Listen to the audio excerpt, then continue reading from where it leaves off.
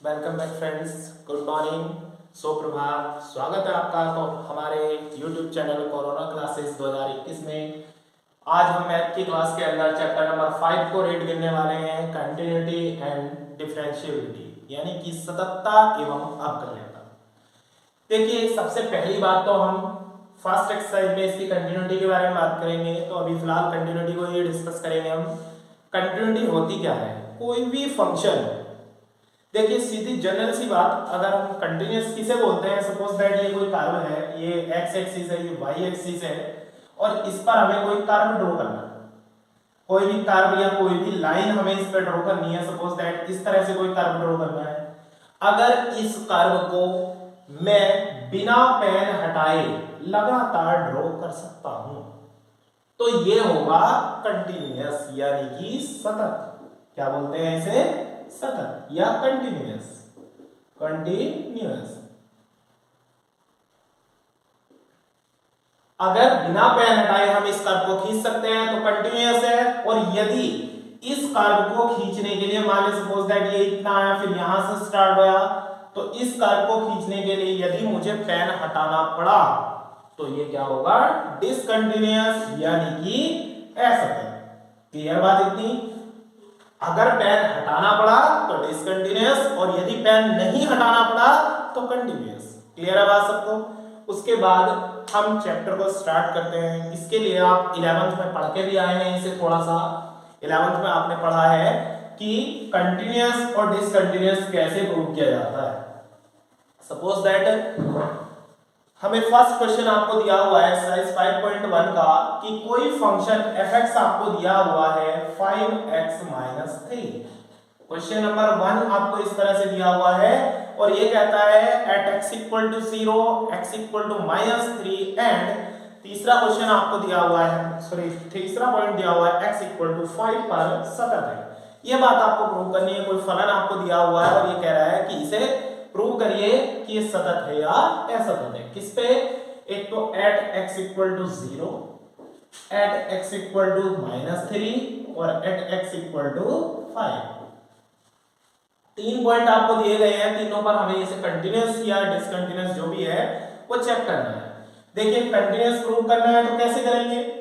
देखो, मैं पहले आपको दो मेथड सिखाऊंगा, दो में से जो आपको इजीएस्ट लगे आप उस वाले को तैयार करेंगे। पहले हम स्पेशली जो यूपी बोर्ड्स की ज्यादातर बुक्स में मिलता है उस मेथड की बात कर लेते हैं।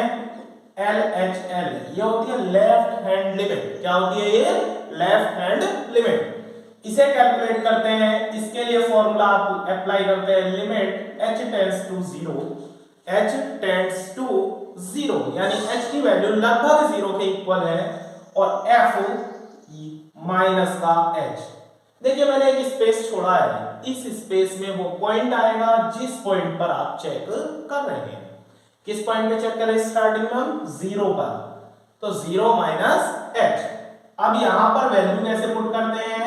h tends to 0, f 0 - h। देखिए, क्वेश्चन हमारे पास है fx = आपको गिवन है पहले से ही, कितना है? 5x - 3।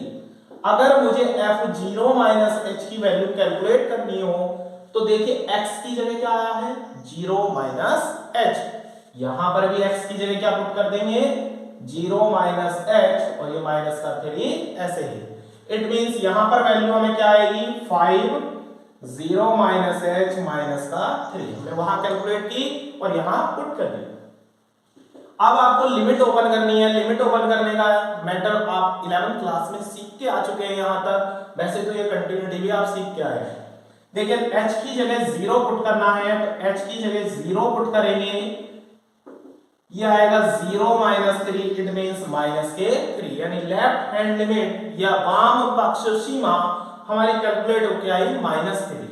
उसके बाद राइट हैंड लिमिट कैलकुलेट करते हैं। राइट हैंड लिमिट का फॉर्मूला होता है लिमिट h टेंड्स टू 0। बस क्या डिफरेंस होता है? यहां पर माइनस होता है और राइट हैंड लिमिट में प्लस होता है, तो सेम वैल्यू होगी, जैसे यहां पर भी प्लस हो जाएगा और आप फिर से वैल्यू पुट करेंगे इसी तरह से, लिमिट h टेंड्स टू 0।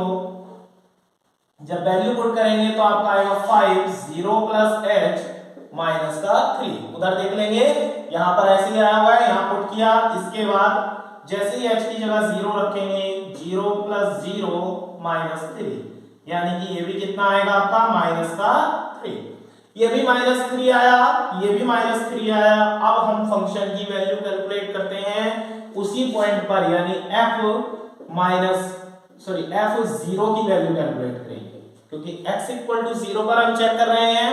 तो f0 कैसे कैलकुलेट होगा, देखिए यहां ध्यान से देखिए, fx आपके पास था 5x - 3, हमें f0 कैलकुलेट करना है, x की जगह आ रहा है 0, तो 5 × 0 - 3, 0 - 3, x की जगह 0 पुट किया, आपने वैल्यू निकाल ली, ये भी कितनी आई -3।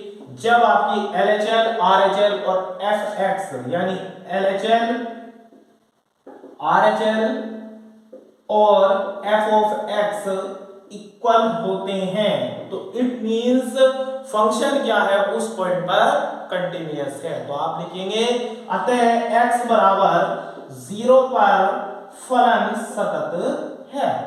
क्लियर है बात इतनी? एक तरीका तो है ये इसे प्रूव करने का, कंटीन्यूअस प्रूव करने का। इसी प्रकार x = -3 पर कर सकते हैं इसे चेक, बस इस 0 की जगह क्या आ जाएगा -3।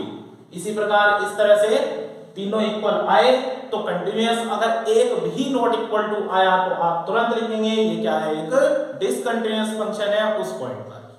वैसे प्रत्येक पॉलिनोमियल फंक्शन एक कंटीन्यूअस फंक्शन होता है। फिर उसके बाद दूसरे मेथड की हम बात कर लेते हैं। दूसरा मेथड ये प्रॉपर्ली एनसीईआरटी की बुक्स में दिया हुआ होता है। एनसीईआरटी बुक्स में या सीबीएसई बोर्ड में मेनली यही वाला मेथड चलता है। देखिए हमें वैल्यू कैलकुलेट करनी होती है limit x tends to c, fx की वैल्यू अगर हमारी fc के इक्वल आई है तो फंक्शन कंटीन्यूअस होता है। तो देखिए कैसे कैलकुलेट करेंगे, यानी आपको लेफ्ट हैंड लिमिट और राइट हैंड लिमिट अगर शॉर्टकट में बात करें तो दोनों को कंबाइंडली एक जगह निकाल दिया गया है, और ये है उस पॉइंट पर फंक्शन की वैल्यू। c क्या है वहां पर, वो पॉइंट। देखिए x = 0, तो पहले लिमिट हम 0 पर चेक कर रहे हैं, तो x टेंड्स टू क्या कर दिया 0, और fx इसकी वैल्यू कैलकुलेट करते हैं। तो देखिए limit x tends to 0 fx की वैल्यू हमारे पास है।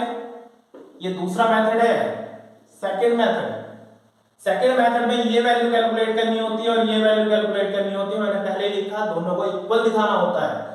तो देखिए वैल्यू हमने पुट की, यहां पर लिमिट पुट करेंगे -3, यानी कि -3 आया।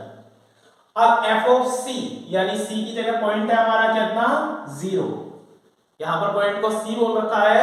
तो देखिए इसमें 0 पुट करेंगे अगर फंक्शन के अंदर, तो फिर से वही वैल्यू आएगी आपका -3। अब देखिए f0 और जो हमारा ये आया था limit x tends to 0 fx की वैल्यू जो थी, दोनों इक्वल आई है, तो इट मींस ये क्या हुआ, फंक्शन क्या है, एक कंटीन्यूअस फंक्शन है। किस पर, x = 0 पर। इसमें यहीं पर पता चल जाता है, ये थोड़ा शॉर्टकट पड़ता है, लेकिन कुछ क्वेश्चंस के लिए, अदर क्वेश्चंस जो आएंगे उनके लिए दोनों मेथड में से कोई से को भी चॉइस कर सकते हैं, ये आपकी चॉइस है, ठीक है, जिसको जो बेस्ट लगे। इस प्रकार इस एक्सरसाइज की क्वेश्चन नंबर 4 तक आपको करने हैं। क्वेश्चन नंबर 5 और देख लेंगे जिसमें डबल फंक्शन होता है। उस क्वेश्चन को किस प्रकार करते हैं, डबल फंक्शन वाले। देखिए कंटिन्यूटी के क्वेश्चन हम दूसरे मेथड से करने की ज्यादा कोशिश करेंगे। सेकंड क्वेश्चन, एक क्वेश्चन नंबर आपको दिया हुआ है, क्वेश्चन नंबर 5। fx बराबर कोई फंक्शन दिया हुआ है आपको, fx बराबर आपको दे रखा है x यहां पर 5, और ये कहता है यदि x < है 1 और यदि x < है 1, द्वारा परिभाषित फलन f x बराबर 0, 1, 2 पर सतत है। देखिए हमें किस किस पर चेक करना है, फिर से x बराबर 0 पर, x बराबर 1 पर, x बराबर 2 पर। तो सबसे पहली बात फिर से हम एट x = 0 पर चेक कर लेते हैं। पहले देखिए लेफ्ट हैंड लिमिट आप कैलकुलेट करेंगे, limit h tends to 0 f, यहां क्या आएगा 0 - h। अब देखिए इस बार समस्या हमारे सामने जो आएगी वो ये आएगी कि कौन सा fx की वैल्यू ये वाली ले या ये वाली। अब दो फंक्शन है हमारे पास, लेकिन एट ए टाइम, एक पर्टिकुलर टाइम में हमें एक ही वैल्यू सेलेक्ट करनी है। वो वैल्यू सेलेक्ट होगी इसके अकॉर्डिंग। देखिए ध्यान से देखेंगे, जीरो क्या है, एक बहुत छोटी वैल्यू है और जीरो बहुत छोटी वैल्यू है, h भी अपना आप में एक छोटी वैल्यू है। जीरो किससे छोटा है, 1 से। यहाँ 1 दे रखा है तो 1 से तो छोटा है जीरो। x की वैल्यू छोटी कहां पर है, 1 से, ये, यानी कि ये फंक्शन सेलेक्ट होगा। क्यों, देखो अगर ये वैल्यू जिस पर हम चेक कर रहे हैं ये इससे छोटी आई है तो छोटा वाला फंक्शन सेलेक्ट होगा, बड़ी आती तो बड़ा वाला, यानी 2 के लिए कौन सा वाला सेलेक्ट होगा, नीचे वाला फंक्शन, 0 के लिए ये वाला, और 1 के लिए दोनों सेलेक्ट होंगे। वो कैसे होंगे अभी बात करेंगे, फिलहाल 0 के लिए बात करते हैं पहले। ये है यानी कि हमारा फंक्शन बना fx = x। अभी क्वेश्चन हमने किया था, बिल्कुल ऐसे ही करना है हम। देखिए x की जगह हमें क्या रखना है, 0 - h रख दिया हमने। लिमिट ओपन करेंगे 0 - 0 यानी कि 0। अब RHL कैलकुलेट करेंगे, RHL limit h tends to 0 f 0 + h plus होता है इसमें, फिर से फंक्शन में वैल्यू रखेंगे 0 लिमिट h टेंड्स टू 0 और 0 + h, इसमें भी ओपन कर देंगे लिमिट, 0 आ जाएगा। अब f ऑफ x यानी f0 की वैल्यू कैलकुलेट करेंगे, यहां x की जगह 0 पुट कर देंगे, 0 आया, तीनों इक्वल आए तो इट मींस क्या है, फंक्शन हमारा कंटीन्यूअस है, किस पर, एट x = 0 पर। अब बात कर लेते हैं हम एट x = 1 पर। तो देखिए x = 1 पे दोनों फंक्शन सेलेक्ट होने हैं, तो x = 1 के लिए LHL पहले लेंगे, लिमिट h टेंड्स टू 0, यहां क्या आएगा इस बार 1 - h, क्योंकि पॉइंट चेंज हुआ, इस बार किस पे चेक कर रहे हैं हम, 1 पर। तो देखिए जब आपका वो वाला पॉइंट हो जो यहां पर गिवन है, इस पॉइंट की बात जब भी चलेगी तो आपको क्या करना है, देखिए 1 - h, यानी 1 में से जब कुछ घटाओगे तो 1 से तो कम ही हो जाएगा, 1 से कम हो जाएगा ना। यहां पर x की वैल्यू कम ये रही, यानी फंक्शन ये वाला सेलेक्ट होना है और x की जगह क्या पुट करना है आपको, 1 - h, लिमिट ओपन करेंगे 1। RHL की बात करते हैं, limit h tends to 0 f 1 + h, limit h tends to 0 और 1 + h, एक में जोड़ेंगे, एक 1 में जैसे ही कुछ जोड़ेंगे तो 1 से तो बड़ा होगा। देखिए यहां पर है 1 से बड़ी वैल्यू, ये लिखी हुई है, आपको ध्यान से देखेंगे x > 1 लिखा हुआ है, इट मींस यहां पर वैल्यू क्या है, 5।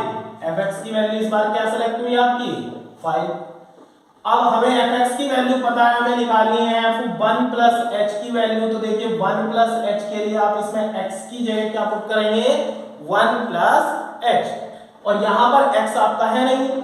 जब आपका x नहीं है तो आपकी कांस्टेंट फंक्शन जितने भी होते हैं वो सबके लिए एक जैसे होते हैं, चाहे f1 की वैल्यू निकालिए, चाहे f2 की निकालिए, चाहे f3 की निकालिए।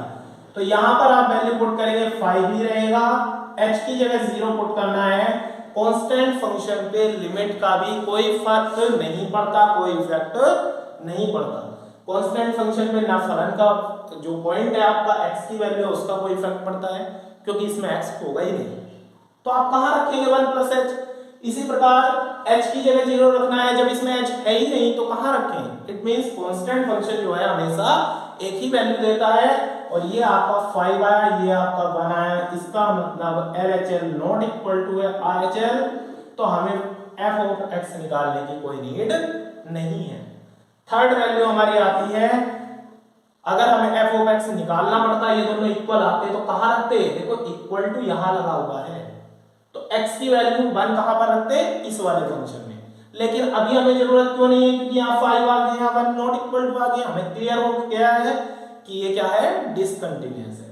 जब बात करेंगे हम एट x = 2 पर, तो कौन सा फंक्शन सेलेक्ट होगा हमारा, LHL और RHL दोनों के लिए ये वाला फंक्शन सेलेक्ट होगा, fx = 5, और ये हर बार वैल्यू सेम देगा, इट मींस फंक्शन क्या आएगा इस पर भी कंटीन्यूअस। बिल्कुल इस तरह से करेंगे जैसे हमने फर्स्ट वाले को किया है, इसमें फर्स्ट फंक्शन सेलेक्ट हुआ था, इस वाले में सेकंड हो जाएगा। क्लियर बात इतनी। इस प्रकार आपको कंटिन्यूटी और डिसकंटिन्यूटी मेरे हिसाब से क्लियर होनी चाहिए बिल्कुल। फिर भी यदि किसी को कोई कंफ्यूजन रह गया तो वो मुझे बता देगा। मुझे कमेंट बॉक्स में एक कमेंट छोड़ देंगे, जिससे मुझे पता चल जाए आपको अभी भी कोई कंफ्यूजन है तो मैं उसे क्लियर कर दूंगा। क्लियर है बात इतनी? एक्सरसाइज 5.1 को अच्छे से तैयार करिए। एग्जाम के अंदर एक 5 नंबर का क्वेश्चन 101% इसका आता है। 101% मेरी गारंटी है 5 नंबर का क्वेश्चन श्योरली आएगा आपका, इसलिए अच्छे से तैयारी करें, अच्छे से एक्सरसाइज को तैयार करें। ये कुछ एक्सरसाइज ऐसी हैं जिन्हें अगर आप अच्छे से तैयार करते हैं तो आप अच्छे मार्क्स ले सकते हैं एग्जाम में। ठीक है, thank you, have a nice day. और हमारे चैनल को सब्सक्राइब करें, वीडियो को लाइक करें, शेयर करें। Thank you, have a nice day.